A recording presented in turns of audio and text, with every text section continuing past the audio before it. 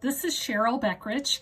Today I'm going to show you what I think is the easiest way to work short rows and the neatest way to work short rows.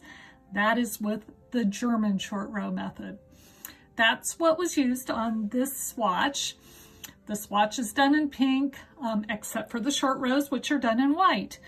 Can't see any gaps, can't see any wraps. There's a very smooth transition between the pink portion of the swatch and the white portion of the swatch.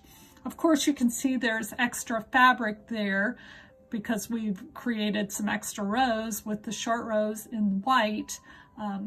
But other than that, it kind of seamlessly flows from one color to the other. Here's how you do German short rows. Okay, with German short rows, you can use them on any pattern just like you would with the wrap and turn, but the patterns are more commonly written with the wrap and turn method in mind. So the pattern will generally say something like, work until there are 5 stitches before the marker and then wrap and turn. With the German short row method, we don't need a special stitch for wrap and turn, so we always work one more stitch than the pattern indicates. So if the pattern indicates work until there are 5 stitches before the marker, we will just work until there are 4 stitches before the marker, which is what it is now. There's the marker and 4 stitches.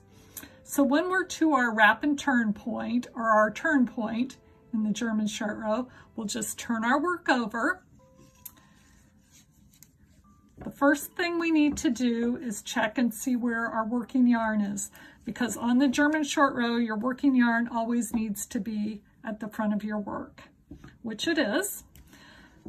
Second step is to slip 1 stitch from the left needle to the right needle, purlwise. The third step is to grab the working yarn, take it over the top of the needle, creating this double stitch, and it also creates a gap between the adjacent unworked stitch. Once we've pulled it over the top, we just work back in the other direction.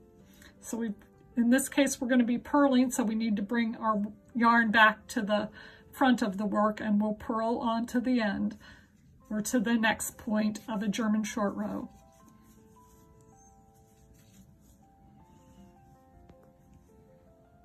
We are to our next turning point, which is, again, 4 stitches before the marker. First thing we do is turn our work. We've got to make sure our yarn is in the front, and in this case it is not, so we just bring it between the needles to the front of the work. The second step is to slip 1 stitch from the left needle to the right needle purlwise.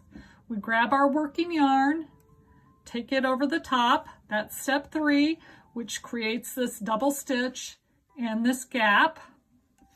And then we work back in the other direction.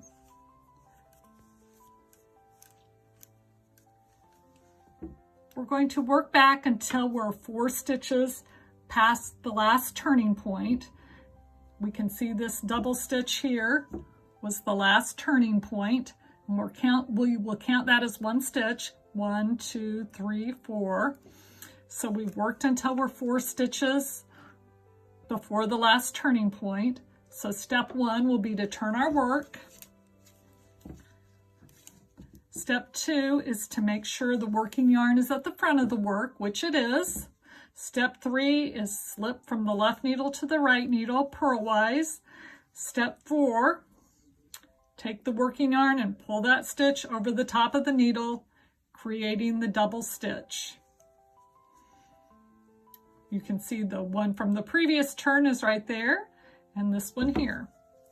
Then we'll go back to the next turning point, which will be 4 stitches before the last turning point. 1, 2, 3, 4.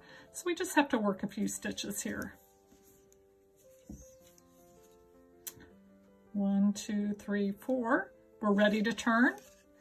Go back the other way. So we turn, make sure our working yarn is in the front, slip purlwise from the left needle to the right needle, take our working yarn, pull that stitch over the top, creating the double stitch, which is right there, our gap right here. And for the purpose of this demonstration, we're done working our short rows. We've done 2 on each side, 1 turn here, 1 turn there, and then the other way is 1 turn here and 1 turn there. Now it's time to finish our first half of the stitches, which will be the stitches on this left needle. And we're going to work all the way to the end of the row this time. So we'll just start knitting because we're on the knit side of our fabric. We'll knit the first 2 stitches and then we come to a double stitch. So we are just going to work this as a regular knit stitch, but we want to make sure we go under both legs of the double stitch and just knit those 2 together, which is basically all there is to it. It's just like working a regular knit stitch or a knit 2 together. We'll come to the next double stitch. Just insert our right hand needle underneath both of the legs of the double stitch, knit them together, and on to the end of our row. We're coming back the other way now to finish off the second half of our German short row stitches, our double stitches. So we're just purling along like normal until we come to the first double stitch. And just like on the knit side, on the purl side, we're just going to make sure we insert our right needle underneath both legs of that double stitch, purl them together. That's all there is to it. Very easy. Here's our, well, 1 more purl stitch, and then we're to the double stitch. We'll just purl those together. And then on to the end of the row.